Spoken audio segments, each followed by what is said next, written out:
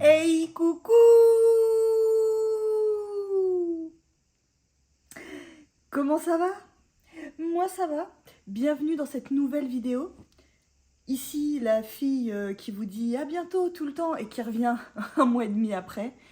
Je vais arrêter de dire que je serai régulière sur YouTube. Je pense que je vais vous dire au revoir à chaque fin de vidéo et on se retrouve quand on se retrouve.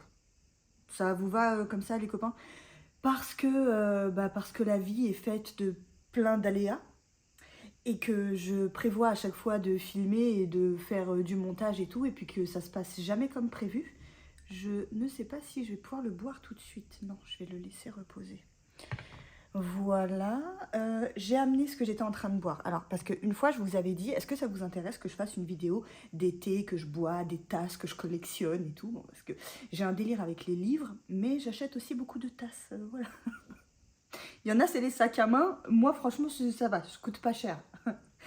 Et du coup, ça, c'est une tasse de chez Casa que j'ai achetée il n'y a pas très longtemps, il y a peut-être 2-3 semaines. Il la faisait en plein de coloris et j'ai adoré la forme de la tasse et la couleur, le dégradé et tout. Donc voilà, et dedans, mais là il est brûlant, donc je vais attendre encore un peu avant de le boire. Je bois un thé de chez Daman Frères, je vous montre tout de suite. Hop, je reviens, qui s'appelle Carrot Cake. C'est un rooibos, il est très très bon.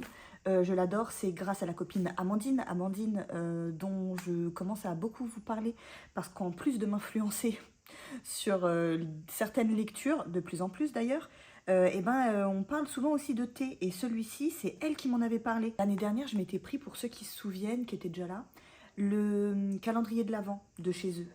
Et j'ai été un peu déçue, même si on y retrouve évidemment du thé de qualité, je m'attendais à des découvertes un peu plus originales, et j'ai été, on va dire, déçue parce que beaucoup de basiques, en fait. Voilà, si c'est pour acheter un calendrier, je sais plus, je crois qu'il coûtait 27-28 euros, et avoir un jour sur deux du thé à la menthe ou une verveine, c'est pas ce que j'attendais. Mais c'était sympa, et j'avais découvert par contre, donc sur les 25 cases, un thé incroyable qui est devenu un de mes thés réguliers, quoi, que je rachète régulièrement chez eux, qui est le rooibos Madeleine, mais que je bois là. Je vais peut-être commencer, il fait froid et tout, c'est réconfortant. Je vais peut-être commencer là à le sortir, le Madeleine. Il est incroyable. Voilà, et on en avait discuté avec Amandine, elle m'avait dit mais tu connais pas le carrot cake de chez eux et tout, il est trop bien.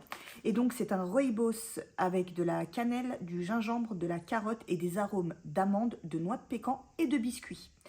Il est incroyable, moi je bois tous mes thés sans sucre, donc j'ai vraiment tous les arômes, enfin j'ai le goût brut quoi de tout ce qu'il y a dans le thé, il n'y a pas le sucre pour venir adoucir, et il est vraiment vraiment vraiment très bon. Il est vraiment très bon. Je trouve qu'ils font d'excellents rooibos chez Daman Frères. Je suis moins fan de leur thé noir. Après, je suis pas hyper calée en thé. J'aime ça, c'est tout. Je suis pas une buveuse de café.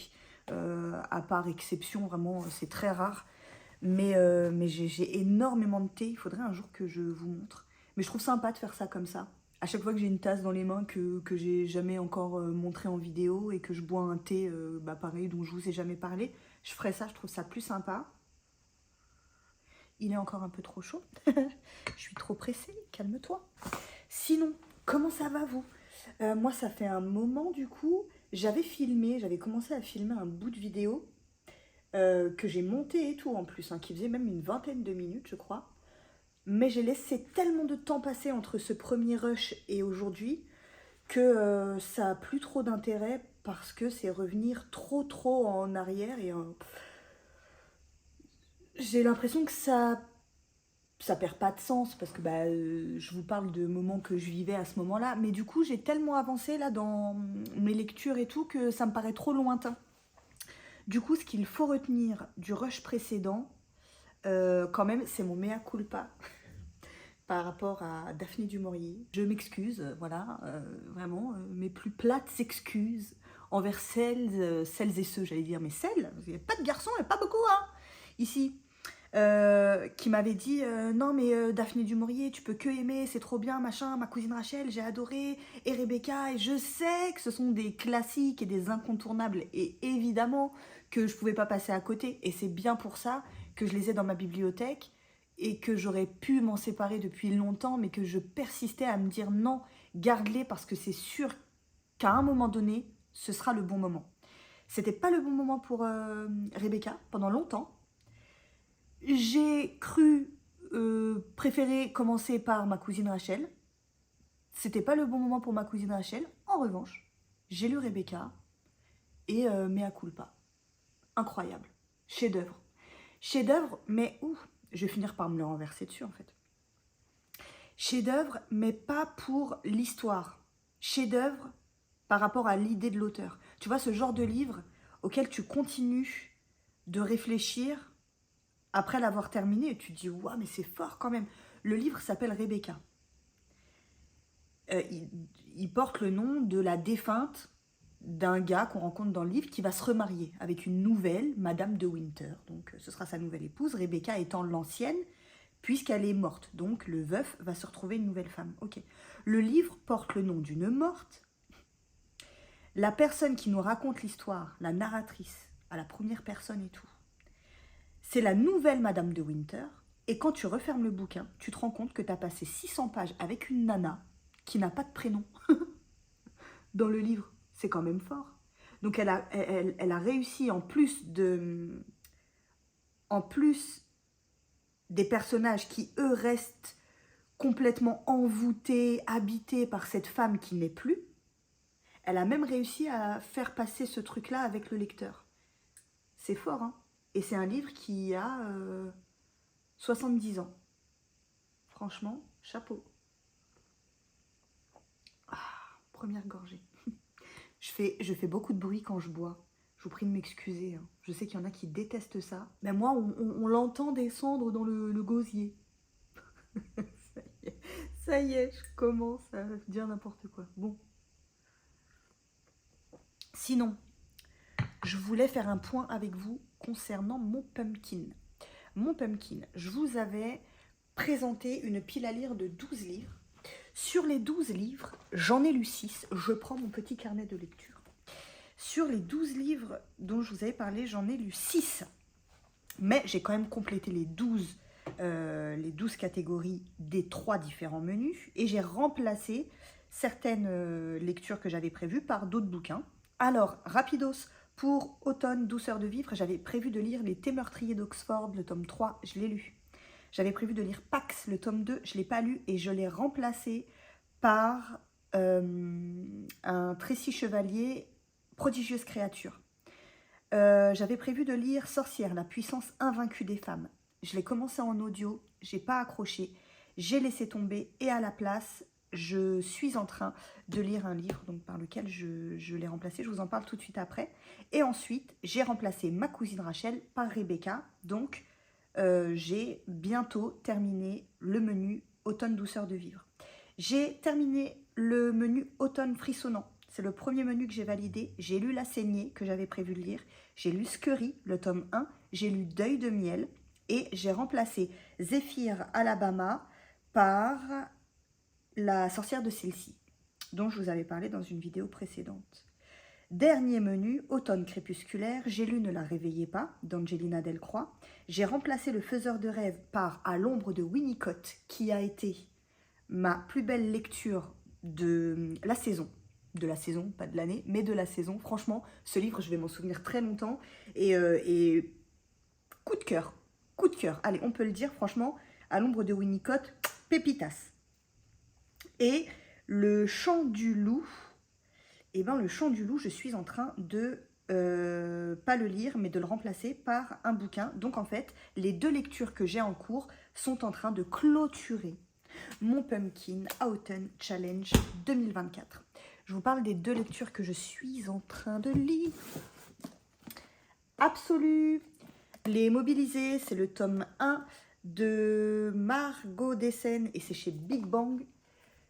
J'en suis là, franchement, je le bouffe, j'adore, franchement, je me sens trop bien, ça me fait penser aux sagas jeunesse que j'aime bien quand je lisais Dixon, Phobos, quand j'ai lu La Faucheuse de Neil Chesterman et tout. Et j'aime bien être dans ces récits-là, jeunesse un peu post-apo, on est dans de la science-fiction, et c'est hyper cool, je trouve que c'est hyper bien rythmé. En fait, ça va vite. T'as pas le temps de t'ennuyer et on est quand même surpris. Donc, belle surprise pour les mobilisés. Je ne l'ai pas terminé. Je vous en parlerai mieux quand je l'aurai terminé. J'ai déjà hâte de poursuivre. D'ailleurs, je vais vous parler d'un truc tout de suite après. Sinon, le tome 2 est sorti il y a longtemps et le tome 3 sort bientôt, je crois le 13 ou le 16 novembre. Et j'espère, je croise les doigts pour que l'auteur soit présente pour le salon du livre jeunesse de Montreuil. J'aimerais bien, si elle est là, acheter le tome 3 là-bas et en profiter pour la rencontrer, me le faire dédicacer. Donc voilà, ça c'est une saga que je vais poursuivre, c'est sûr et certain, parce que ça me rappelle quand j'étais à fond dans le jeunesse, quoi, les Hunger Games, même si ça n'a rien à voir, mais c'est dans l'idée de l'écriture, tu vois, du mood, de l'ambiance de ces bouquins. Et à chaque fois que j'avance un peu, je raconte l'histoire à mon fils, parce qu'une fois il m'a dit « Ouais, tu lis quoi ?» et parce qu'il il a vu la couverture, et ils sont pas bêtes, hein, ils reconnaissent quand c'est des trucs qui peuvent leur plaire. Et du coup, il m'a dit, mais c'est quoi ça et tout. Donc j'ai commencé à lui expliquer. Et à chaque fois que j'avance de 3-4 chapitres, il me dit, alors t'as avancé dans les mobilisés, il se passe quoi? Il est à fond dans l'histoire. Donc je lui spoil, mais parce que y a des trucs que j'évite de lui raconter, c'est quand même gore. Et il a 9 ans. Donc peut-être qu'il aura oublié d'ici qu'il ait l'âge de pouvoir le lire. Mais c'est pas un bouquin que je lui mettrai entre les mains maintenant, c'est quand même violent. Mais je lui raconte en omettant certaines scènes un peu sanglantes. Mais il est trop content d'écouter maman lui raconter ces bouquins-là. Voilà, et sinon, celui-ci que j'ai acheté, ces 2 livres que j'ai achetés récemment, je me suis lâchée au mois d'octobre, mais je me souviens avoir dit la même chose au mois de septembre. Donc en fait, on se lâche tout le temps, d'accord? Mais le mois d'octobre, alors que franchement, il n'y avait pas de sortie particulière, hein. Moi, à chaque fois que je craque sur des trucs, généralement, c'est pas des nouveautés. C'est rare. En septembre, si, j'ai acheté à l'ombre de Winnicott, voilà. Mais là, j'ai pas acheté de livres qui viennent de sortir. Ah si, l'énigme de Turnglass. Mais j'ai fait un petit mini book haul sur Instagram, parce que comme je filmais pas à ce moment-là, je me suis dit, raconte ta vie sur Insta. Et parmi ces livres, il y avait celui-ci, donc c'est d'Adrienne Young, Parmi les fleurs bruissent les secrets, et c'est chez HarperCollins. Il est hyper beau. Le jaspage est superbe. Et j'aime bien aussi, alors je suis au tout début, il fait je crois un peu plus de 450 pages, ouais, et je suis page 111. Donc je l'ai pas, il est pas à peine entamé, je suis déjà bien quand même dans l'histoire, mais pas assez pour vous en parler franchement. Donc je le ferai un peu plus tard, ou alors en chronique sur Insta, parce que c'est vrai que ça fait redite de vous en parler ici, et puis j'ai l'impression qu'après, on va pas forcément sur Insta lire ce que j'écris, alors qu'à choisir, je privilégie quand même ce que j'écris, même si des fois c'est pas hyper détaillé, parce que je le fais avec du recul, alors que là, à chaud comme ça, des fois quand je vous parle des bouquins, j'en parle mieux quand je l'écris, mon ressenti. Je sais pas si ça vous parle. Et voilà, tout ça pour vous dire que rejoignez-moi sur Instagram, qu'attendez-vous? Je le reprends, n'importe quoi. Oh, tu t'éparpilles. Ce livre-ci, que la copine Sandrine Boukine, je vous mets sa chaîne YouTube en barre d'infos, La Cachetière. C'est une nana qui m'a découverte sur YouTube, je crois, avant qu'on ne s'ajoute sur Instagram. Et elle m'avait laissé des tonnes de messages hyper mignons sous mes vidéos. Elle avait découvert ma chaîne et elle a rattrapé toutes mes vidéos comme ça. Elle a pris le temps de me regarder, de m'écouter parler comme ça. Et parce que, enfin, je le fais. C'est vrai que je le fais de temps en temps. D'ailleurs, je l'ai fait avec quelques-unes de tes vidéos, Sandrine. Et du coup, c'est une super fille. C'est vraiment une chouette nana qui a aussi une chaîne YouTube, mais qui l'a reprise là il n'y a pas longtemps. Mais qui était déjà sur YouTube il y a pas mal de temps. Et elle avait arrêté. Et là, elle a repris, si j'ai bien compris, et la lecture en mode, tu vois, en mode assidu, quoi. Et elle a réactivé par la même occasion son blog et sa chaîne YouTube. Et elle fait des super chroniques sur Insta et tout. Et donc, je vous mets sa chaîne en barre d'infos parce que j'aime trop cette nana. Ça y est, on se connaît pas beaucoup, mais des fois, vraiment, les rencontres virtuelles, tu vois, on sait que c'est une fille déjà avec qui il y a un feeling. Et je sais que je serais à l'aise avec elle si jamais on se rencontrait un jour. Je sais pas, je le sens. Et il y a des gens, par contre, non. Tu vois, il y a des gens, ouh, non, non. Donc voilà. Et donc c'est Sandrine qui en avait fait une jolie chronique et qui en plus en faisait gagner un. J'avais participé à son concours et en fait, un concours, tu as une chance sur tous les participants de gagner quoi. Et je m'étais dit non mais franchement c'est pas grave, achète-le. Je lui ai vite envoyé un message, je lui ai dit tu peux annuler ma participation au concours s'il te plaît. J'ai pas pu résister et je l'ai acheté. Donc c'est une histoire de femme. Une femme risque tout pour mettre fin à la malédiction qui touche sa famille depuis des générations. Révéler la vérité derrière la disparition de sa mère et rencontrer l'amour dans ce roman envoûtant. Et donc c'est par l'autrice à succès de Fable, Fable que je n'ai pas lu, mais que je lirai peut-être parce que le début de ce bouquin me plaît beaucoup. Bah sinon on va papoter. Je vous ai dit que mes enfants participaient au pumpkin. Mon fils, plus mon fils que ma fille. Ma fille elle est à fond dans les mortels Adèle. Oh, elle en lit mais... Puis elle en achète. Hein. J'ai fait une carte à la médiathèque l'autre fois, je lui ai dit tu veux pas venir me... Tu veux pas m'accompagner? Il y a peut-être des mortels Adèle. Elle m'a dit non, c'est sale, moi je prends. Après je lui ai dit mais tu sais il y a même une section musique, il y a des parties. Oula. Je lui ai dit mais tu sais il y a même une section musique, il y a des partitions pour ton alto. Alors là elle a changé d'avis, elle m'a dit ah ouais tout je vais venir. Je vais prendre des partitions. J'ai dit ah là c'est pas Kratos. Ma fille c'est Monk. C'est trop. C'est pathologique. Ça vient pas de nous. Franchement, on n'est pas trop là-dedans. Sinon, qu'est-ce que je voulais vous dire? Ouais, je voulais vous parler d'un truc. Je glisse ça comme ça. Hein, et puis de toute façon, après, on échange en commentaire. On discutait la dernière fois avec les copines de nos rapports à notre pile à lire. Et je disais, c'est vrai qu'à chaque fois, on parle de nos pales, mais on ne s'est jamais dit entre nous combien on en avait. Et je leur ai posé la question, je leur ai dit, vous les comptez, les bouquins que vous avez à lire et tout. Et on a eu un petit échange là-dessus.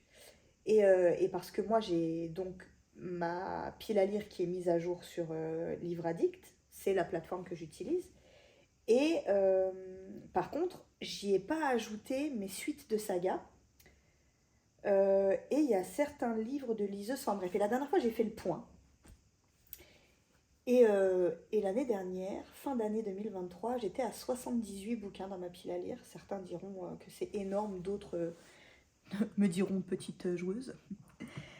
Et en fait, bah là, j'arrive fin 2024, j'ai pas loin de 130 bouquins dans ma pile à lire. Et quand même, ça fait beaucoup de plus, quoi. Et on discutait de ça, et les filles, pareil, donc nous me donnaient leurs chiffres et tout. Mais ce qui nous intéressait, c'était vraiment de connaître le rapport avec ça, avec le fait d'acheter, de pas lire autant que ce qu'on achète et tout. Et puis on en est tout arrivé à la même conclusion, c'est que finalement ça faisait que du bien, quoi, ça fait de mal à personne. On s'est fait aussi la réflexion de... Parce qu'à un moment, il faut quand même se remettre en question, tu vois. Moi, ce qui me dérange dans ma manière de consommer, c'est les achats compulsifs. J'ai l'impression des fois d'acheter pour acheter. Et ça m'embête. Mais je l'ai déjà dit. Acheter des bouquins, moi, ça me procure une sensation de plaisir intense. J'ai pas d'autres... tu vois, en ce qui concerne les petits plaisirs matériels, j'ai que ça. Je suis pas une fanat de vêtements, je suis pas une fan de montres. Il y en a, tu vois, c'est les bijoux, les belles baskets, les chaussures, les machins. Moi, j'achète des bouquins. Et j'aime bien les voyages. Bon, les voyages, ça coûte cher, donc on achète plus de bouquins qu'on ne voyage. Mais c'est vrai que les plaisirs matériels, j'ai vraiment que ça. Alors des fois, j'y vais un peu n'importe comment. Et ça, faudrait que j'apprenne à faire autrement. Et il y a un autre truc sur lequel je voulais revenir avec vous en vidéo, c'est que, c'est une des raisons pour lesquelles j'ai pas filmé là pendant longtemps, on parle souvent de la panne de lecture et on parle très peu de l'inverse. Je sais pas si ça vous arrive d'avoir une frénésie, des crises comme ça de boulimie livresque là, où vous n'avez pas 1, 2, 3, mais 4, 7, 8, 10 livres en cours. Et c'est ce qui m'est arrivé entre la période où j'ai filmé il y a 3 semaines et là aujourd'hui, j'ai dû ouvrir et commencer. 8 bouquins. Mais pas parce que j'arrivais pas à accrocher à une histoire en particulier, mais parce que j'ai tellement de livres à lire qui me font envie, que j'ai envie de tous les lire en même temps. C'est n'importe quoi parce que le cerveau suit pas le truc. Et puis tu peux pas être pleinement dans un récit, dans une histoire, si t'es dans trop de livres à la fois. Moi j'aime bien. L'idéal, mon idéal, c'est d'être sur deux, trois bouquins. Mais trois, quand c'est des genres vraiment différents les uns des autres, sinon c'est deux. Là, par exemple, j'ai retrouvé un rythme. C'est pour ça, je viens de manière un peu plus posée, tu vois. Je me suis retrouvée. Et là, les deux lectures, là, impeccables. Là, je suis dans un bon truc où, tu vois, je me dis, oh, j'ai ma lecture du matin, quand je me lève, à l'aube, c'est genre... non, mais vraiment, enfin, je sais pas, je me lève à 6 heures. Je sais pas si c'est vraiment l'aube, mais quand je me lève tranquille, je me fais 1 heure de lecture avant le lever de tout le monde. Et tu vois, je me dis, ah, j'ai ma petite lecture et tout. Et puis, je change le soir. Le soir, je me mets dans une autre ambiance, une autre histoire. Et j'aime bien. Et tout ça pour dire que, ouais, vous avez déjà connu des moments de frénésie comme ça, de ah, j'ai envie de tout dégommer, j'ai envie de tout lire. C'est le contraire de la panne de lecture. C'est le j'ai tellement envie de tout lire que je lis pas. En fait, je lis tout et rien en même temps parce que bah lire 20 pages de 10 bouquins à la fois, c'est n'importe quoi. Donc voilà, et donc là je me suis fixée sur ces deux-là, j'ai refermé les autres et je me suis dit non, vas-y, c'est bon, chaque chose en son temps. Tu vas les lire, ne t'inquiète pas, ils ne disparaîtront pas. On discutait aussi avec Amandine. C'est pas la première personne avec qui je discute et avec qui on a ce même constat. Moi, c'est après le confinement que j'ai commencé à avoir une pile à lire. Je sais plus, c'était 2020, 2021, je sais plus. Avant le premier confinement, je connaissais le terme pile à lire, mais j'en avais pas. Après le confinement. Oh. Après, déjà pendant le confinement, Amazon c'est devenu mon meilleur ami. J'avais tellement peur de pas voir ce que je voulais et tout. Je me commandais des suites de sagas alors que j'avais même pas lu le premier tome et tout. Et déjà ça avait commencé pendant le confinement avec Amazon. Je me rappelle, j'avais commandé plein de bouquins. Et après confinement, c'est là que j'ai commencé, et puis c'est monté vite, hein. Ça a démarré avec 5, 10, et presque 130. Et encore une fois, il y en a qui diront petite joueuse. Il y en a qui diront quoi, 130 livres? Bah 130 livres, c'est 2 années de lecture pour moi. Parce que c'est ça, je suis environ à 70 livres par an. Donc ouais, on va dire 130, ça fait un peu plus de 2 ans de lecture. Oh, c'est énorme, hein. Il est vraiment pas mal ce thé. Donc on parlait de ça avec les filles. Et moi par contre, il y a un truc sur lequel je focalise. Alors le chiffre, la pile à lire, ça je m'en fiche. Je vous ai dit, hein, c'est un des seuls plaisirs vraiment que j'ai, donc ça changera pas. Par contre, je suis en train vraiment là de focaliser sur les sagas. Parce que les sagas, ça devient vraiment n'importe quoi dans mon cas. Et il faut que j'arrête. Là, je viens de lire en lecture commune avec Amandine. Il y a des noms qui reviennent souvent sur la chaîne, mais c'est normal parce que bah, c'est mes copines de lecture, on partage plein de choses ensemble. Donc quand vous entendez parler de Clémence, de Jessica, d'Amandine, de Sandrine et tout, bah, vous... Je sais pas si ça vous saoule, parce que tu sais, c'est comme si y en a un qui te dit ouais, hier j'étais avec Julien et tout, mais Julien tu le connais pas. Et genre là je suis en train de, à chaque fois, de vous parler de Nana que peut-être vous connaissez pas du tout. Mais bah, comme moi, elles font partie de mon quotidien et qu'on discute tout le temps de nos achats, de nos lectures, de nos avancées, de nos goûts, on fait des salons ensemble et tout. Bah, en fait, c'est mes copines. Donc quand je parle lecture, forcément, elles font partie du décor. Et donc pour en revenir à Amandine, on a lu là ensemble le premier tome de Characaille de Bradley P. Beaulieu, si je ne dis pas de bêtises. Et là, on l'a terminé, j'ai terminé avant-hier. Et alors j'ai moins aimé qu'elle. Elle a grave accroché, elle a adoré sa lecture. Moi, je lui ai mis une note à peu près moyenne. Et je lui ai dit à Amandine que même si ça m'avait beaucoup plu, j'ai bien aimé l'ambiance. C'est la première fois que je lis une fantaisie orientale et franchement, c'était pas mal. Ça change. Ça change parce que l'univers était nouveau pour moi. Il m'a manqué des choses quand même dans ce premier tome. Il m'a manqué une intrigue un peu plus poussée. L'intrigue est trop banale. Trop banale. Et ça m'a manqué de magie. Il y a pas. Moi, j'aime bien quand c'est complexe quand même. Genre, La fille qui a bac+8 en fantasy. Non, mais je le conseillerais pas non plus à des débutants en fantasy parce que l'univers est hyper riche en, en lexique inventé. Je sais pas si c'est français ce que je dis, mais il y a beaucoup de termes inventés par l'auteur et tout. Et même moi, des fois, à la fin du bouquin qui faisait 700 pages, bah, même des fois, je retombais sur un mot qui était écrit et que j'avais lu 400 fois avant et j'essayais de me dire quoi, les Azirim, c'est quoi, tu vois, et c'était pas facile. J'allais dire, je le conseille pas à des débutants en fantasy. Non, parce que j'ai d'autres titres, franchement, à vous conseiller. Si je devais vous conseiller déjà, si vous commencez la fantasy, commencez par des one-shots. Premier conseil. Commencez pas par des sagas à rallonge. Mais si vous voulez, dans l'intrigue et dans le système de magie, dans la fantaisie mise en place, c'est pas compliqué. Par contre, c'est le lexique, les mots inventés, parce que c'est un univers inventé. Du coup, tout ça, c'était très riche, très complet. Mais par contre, non, ça ne demande pas énormément de concentration pour la compréhension. Et même, c'est intelligent parce que on rigolait avec Amandine, on se disait, tu vois, il y a saga et saga. On parlait des sagas contemporaines, type, je sais pas moi, les Sept Sœurs de Lucinda Riley et tout. Déjà, souvent, l'auteur, au début du tome d'après, il te répète un peu la fin du tome d'avant, tu vois. Comme ça, tu peux te le remettre dans la tête et tout. Les auteurs de fantasy n'en ont rien à foutre. Ils foncent, d'accord? Que toi, tu laisses passer 2 ans entre le tome 1 et le tome 2, c'est ton problème. Et eux, ils en ont rien à faire. Ils vont pas te répéter. Donc, à moins de trouver des gens hyper sympas qui font de superbes résumés spoilants sur Internet, eh ben, t'es bon à relire ton tome 1 de fantasy.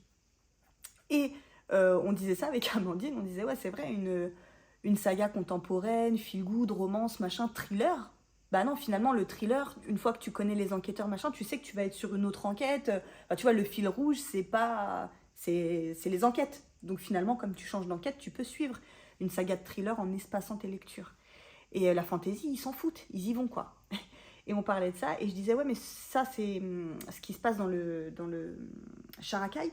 Déjà, c'est intéressant pour une mise en place, c'est que tu as moins de facilité après à oublier les personnages parce qu'ils sont intégrés petit à petit dans le récit. Tu commences avec un personnage, et puis un deuxième, et puis encore les deux personnages, voilà, leur rencontre, le machin et tout. Et au fur et à mesure de l'histoire, viennent se greffer d'autres personnages, mais quand tu connais déjà bien les premiers et tout. Donc en fait, tu te fais une construction, et je trouvais que ça, c'était bien fait. Mais, par contre, voilà, je suis dans un délire de... J'ai tellement de sagas incroyables que j'ai commencé. Vous savez, mon amour pour Robin Hobb. Je préfère l'Assassin Royal aux Aventuriers de la Mer. Il faut que je termine les Aventuriers de la Mer. Je crois que je suis au tome 6 sur les 9. Pour retourner sur la deuxième époque de l'Assassin Royal, j'ai tellement hâte. Mon Dieu. Oh, ça me manque. Et à chaque fois que je lis de la fantaisie comme ça, là, on lisait Sharakai, et je disais à Amandine, mais je fais que penser à Robin Hobb, quoi. Et j'ai trop envie, et ça me fait réfléchir. Et après, je regardais mes bibliothèques et je me disais, oh, mais tous les tomes 1 que j'ai, vers lesquels je vais pas spontanément quand j'ai une lecture à choisir, c'est dommage. Et en même temps, j'ai tellement de sagas que j'ai entamées.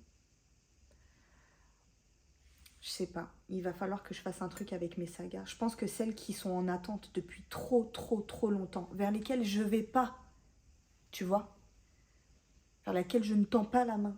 Quand, et je te parle de sagas que j'ai peut-être depuis 3 à 4 ans. Faut que je m'en débarrasse. Pour me faire du vide dans ma tête. C'est la méthode, comment elle s'appelle? L'autre là qui range tout là. Là, par exemple, fin novembre, il y a le salon du livre jeunesse à Montreuil. Et j'y vais avec mes enfants. J'ai prévu de ne pas trop craquer. Et du coup, l'année dernière, j'avais acheté des tomes 1 de saga. Et là, on arrive au prochain salon que j'ai pas lu les tomes 1 de. Et donc, je me suis dit, vas-y, lance-toi. Et ben, je me suis lancée. Quand je vous ai dit, j'ai eu ma frénésie là de tout lire, de machin et tout. Je me suis dit, bah comme ça, je lis au moins ce que j'ai acheté en tome 1. Et puis, si ça me plaît, c'est l'occasion d'acheter les tomes 2 et pourquoi pas de rencontrer les auteurs et tout. Et il y en a un, je pense que je vais pas continuer. Il y en a un, il y a une saga, en tout cas, je suis sûre que je vais pas craquer sur le tome 2 là-bas. Parce que le début me plaît pas trop. Et avant, j'étais dans le délire d'acheter les suites alors que j'avais pas lu les tomes 1. Enfin bref, et je vous ai raconté toute ma vie de lectrice. Voilà, sinon, ah, on se fait un swap de l'avant avec les copines. On est 6 à participer, donc 3 binômes, et on avait décidé de faire ça. Je crois que le tirage au sort, Clémence l'avait fait juste après les fêtes de fin d'année 2023. Du coup, depuis janvier-février, on est sur notre swap et en fait, on s'est donné un budget et on s'est fait un petit questionnaire machin. Et ça fait maintenant 8 mois qu'on est sur le projet swap entre copines. Et c'est trop cool. Donc du coup, on va s'envoyer, chacune de nous va recevoir de quelqu'un de qui elle ignore l'identité. Bon, c'est entre ces 6 personnes qui participent, évidemment. Mais, sauf Clémence, parce que Clémence, comme elle est organisatrice, elle sait de qui elle va recevoir, puisqu'elle a été obligée de l'annoncer à la personne. Et puis, elle sait qui envoie à qui, du coup. Et ça va être trop bien, j'ai trop hâte. Donc je me disais, je vais peut-être déballer tous les jours, mais sur Instagram. Je le ferai pas en vidéo YouTube, mais en story Insta, à partir du 1er décembre, si je reçois mon colis dans les temps, je ferai peut-être une ouverture sur Insta, en story. Ça peut être cool. Voilà, j'ai trop hâte d'envoyer le mien. Oh, quel plaisir de faire mes petits paquets et tout. Ah, je vous dis rien parce que je sais pas. Peut-être la personne, elle regarde mes vidéos. Ce serait tellement dommage de faire foirer le truc, tu vois, de dire une connerie maintenant, alors que ça fait 8 mois que tout va bien. Voilà. Et voilà. Et sinon, ouais, autre chose. Parce que j'avais dit aux filles que je vous en parlerais. Vous savez, je participe à des petits challenges, des petits trucs et tout de temps en temps. Quand ça me plaît, d'accord? Je ne me force à rien.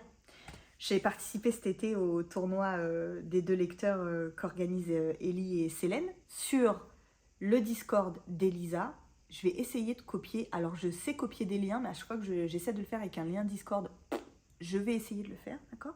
Je vais vous mettre le Discord là d'Elisa, Ellie des livres, qui organise là pour le mois de novembre, décembre, janvier, je sais plus trop. Allez voir, c'est hyper sympa, un espèce de jeu de loi. Il y a toutes les règles hyper bien expliquées. Sur le Discord d'Elisa, ça fonctionne du feu de Dieu. Les activités qu'elle lance, c'est hyper bien réglé, cadré, voilà, comme du papier à musique. Je sais pas si c'est comme ça qu'on dit. Des fois, vous aussi, vous vous lancez dans des expressions, mais tu sais pas si c'est la bonne. Bref. Et du coup, son jeu de loi hyper bien structuré, hyper bien fait, machin. Et donc, je vous mets le Discord si jamais vous voulez y participer. Je crois que ça a démarré le 1er novembre, mais c'est jamais trop tard. Donc, allez jeter un œil parce que c'est trop cool de participer à des petits challenges comme ça. Et il y a Pandart, donc Jessica, qui a aussi un Discord qu'elle avait ouvert pour faire au départ des lectures communes. Et plus le temps passe, plus je vois qu'elle a envie de mettre des animations en place. Et on lui a refilé la nuit des noctambules. Je ne sais pas si vous en aviez entendu parler.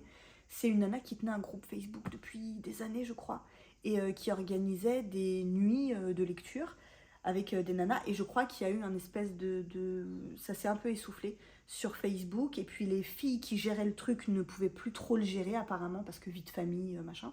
Et elles ont refilé le bébé à Jessica, mais qui a aussi envie de le faire venir petit à petit sur Discord. Donc si jamais vous avez envie de participer à des nuits littéraires, que Elisa organise aussi, elle appelle ça les chouettes littéraires. C'est hyper cool, il y a des systèmes de points, il y a des défis, et je sais pas, je trouve que ça rassemble, c'est hyper fédérateur. J'aime bien ce système-là. Donc Elisa en fait, Jessica en propose également, sauf que le Discord de Jessica, il n'y a pas beaucoup de monde dessus. Donc je me suis dit, je vais en parler en vidéo, même si ça parle pas, au moins j'en ai parlé. Et si ça ramène 3-4 personnes, c'est toujours ça, parce que du coup, les filles, ça les encourage à produire et à faire du contenu et à créer des animations et tout. Parce que quand tu fais des bingos et que tu as 3 pèlerins qui participent, c'est vrai que à niveau récompense, tu vois, en termes de valorisation personnelle et tout, c'est pas ouf, tu vois. Donc voilà, je leur avais dit que j'en parlerais et on discutait avec Clémence hier, elle est sur l'idée d'un super jeu qui va sortir bientôt, je crois. Elle le prépare pour l'hiver, donc elle est en train de finaliser. Et elle va essayer de changer un peu l'idée du bingo qu'on connaît partout, celui où on a juste des catégories à remplir et tout. Elle va essayer de trouver des trucs un peu plus fun. Et pour le moment, moi, je trouve qu'elle est bien lancée. Donc voilà, donc je vous mets le Discord d'Elisa en barre d'infos. Je vous mets le Discord de Jessica, Pandartbook. Et je vous mets la chaîne de Sandrine Booking. Voilà. Ici, on fait de la pub pour les copines, mais c'est gratuit. Je vous redirige pas vers des trucs payants. C'est que pour le kiff. Voilà. Il a réussi à devenir froid. Je ne sais pas si je vous reprendrai pour vous dire au revoir ou si je vais juste faire un montage de cette vidéo. Dans le doute, je vous dis au revoir, sinon je couperai ce passage pour vous reprendre plus tard. Je vous demande, comme d'habitude, de prendre soin de vous les copains. Je vous fais d'énormes bisous. À très vite.